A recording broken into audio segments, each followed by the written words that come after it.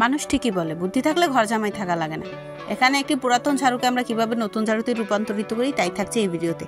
আশা করি আপনারা আমার সাথে থাকবেন। হ্যালো, আসসালামু আলাইকুম গাইস, মাই হবিজ ব্লগে আপনাদের স্বাগত। এখানে আমাদের একটি ঝাড়ু ভেঙে যায়, পুরাতন ঝাড়ু। তো আমরা ভাবলাম ঝাড়ুটি না ফেলে দিয়ে রিসাইকেল করি। আর এরকম টুকিটাকি এই বুদ্ধি খাটিয়ে যদি আমরা কাজ করি তাহলে আমাদের সংসারে কিন্তু বাড়তি টাকা খরচ হয় না, কিছু টাকা সেভ হয়। আসলে আমি অন্যান্যদের মতো বলবো না যে 1000 টাকা সেভ হবে, আসলে 1000 টাকা কখনোই সেভ হয় না। কিন্তু ছোট ছোট টিপস যদি আমরা খেয়াল করি, ট্রিক্সগুলো খাটাই বা বুদ্ধি খাটাই, তাহলে কিন্তু আমাদের এরকম ছোট ছোট ট্রিক্স খাটানোর কারণে আসলে 1000 টাকা বেঁচে যেতে পারে। আসলে কথা না বাড়িয়ে আসল কাজের কথায় আসি। তো যাই হোক, এখানে একটি মোজর বোতল নিয়ে আপনারা যে কোনো বোতল নিলেই পারবেন, শুধুমাত্র মোজর বোতলের পিছনে যে শেপটা এরকম শেপ থাকলেই চলবে এবং বটি দিয়ে সুন্দর করে কেটে নিবে।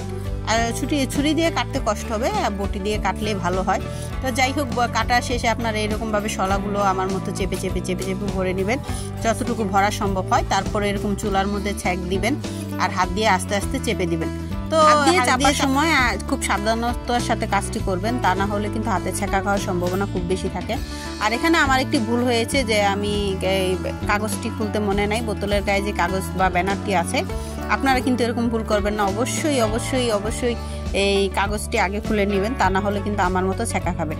তো যাই হোক, এই ঝাড়ুটি কিন্তু আমাদের অবশেষে তৈরি হয়ে গেল। আমাদের আরেকটু কাজ বাকি আছে, ভালো করে আরেকটু ছ্যাঁকা দেব।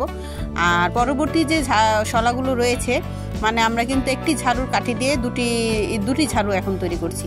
এখানে বোতলে কিন্তু সবগুলো ঝাড়ু শলা আটে নাই, যার কারণে পরবর্তী শলা দিয়ে আমরা কি করি আমরা আরেকটি ভিডিওতে দেখাবো। আর আপনারা যদি কমেন্টে দেখতে চান যে আমরা ঝাড়ু শলা দিয়ে কি করি, অবশ্যই আমাদের কমেন্টে জানাবেন, তাহলে আমরা নতুন একটি ভিডিও তৈরি করব।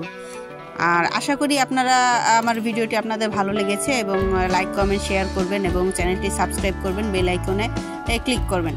আল্লাহ হাফেজ, বাই বাই।